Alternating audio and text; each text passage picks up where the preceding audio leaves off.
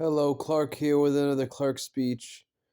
In this Clark speech, I wanted to talk about one thing I see a lot of women doing today that's very dangerous for men and in the male species.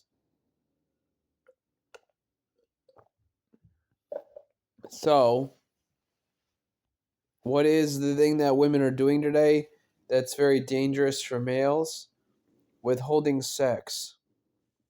Now, the reason why I say it's dangerous for partners, girlfriend and boyfriends, and husband and wives to withhold sex is because men need sex, women do not. If you know anything about male reproduction, you know that a man's sperm count cannot stop producing even in his well into his 60s, 70s, and 80s. So males genuinely continue to have sex right up until probably 40, 50, or 60, and then it starts to fall apart. But this is what's sad about the women of today. They'd much rather do some stupid yoga session than get in a bed with a guy. They'd much rather fantasize in their minds instead of have the real thing, and they'd much rather do all sorts of things like that. What's sad about these pathetic women, and I don't want to call any women particularly pathetic, but a lot of these pathetic women, is that a lot of them don't have a lot of sex themselves, or they've already had 5 or 10 partners and they've pretty much seen that they don't want to do it anymore. So, but you got to realize this. I also repeat myself again: males and men need sex, women do not. So the point I'm making in this video is that um, women need to continually give their man what he requires in that department.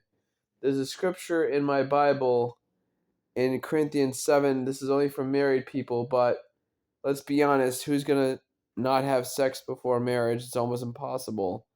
Although it is a sin, I know, but let's say you are very close to being married, or you will get married, or you are married. Let's say you are married, for instance, just to remain safe.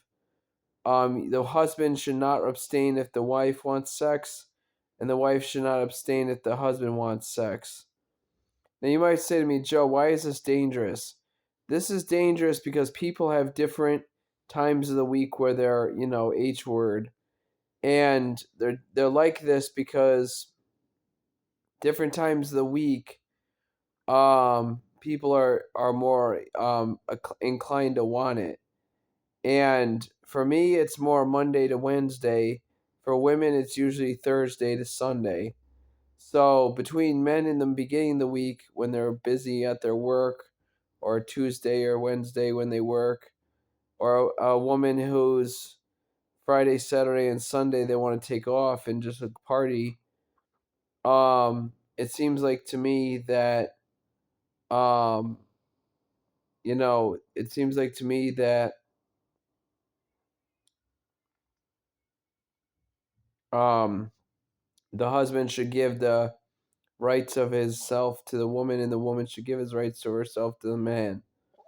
Now, here's the thing that's strange is sometimes women are horny and sometimes men are horny, but the point I'm making is that I'm trying to be as serious as talking about this as possible, because I know it's a funny subject, but the point I'm making is that sex is important, okay? If you don't have sex with your partner, you're not gonna have children. Your name's gonna be forgotten.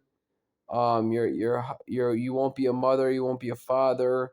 You won't have pleasure. You won't have intimacy. You won't have connection. You won't have favor of each other. You won't feel close. And this is what's sad about people, is they abuse that department. Some people, I'm not saying everybody, but some male or females, even some females, abuse that department, going from partner to partner. So it's very dangerous to start having sex with 5, 10, 15, 20 different people. And the reason I say why that's dangerous is because you're most likely not going to remain married to this one singular person for over 20, 30, 50 years into your elderly lives if you are having sex with 10 and 20 different partners. So my advice would be marry early, 20 to say 40, and then you can have as much sex as you want.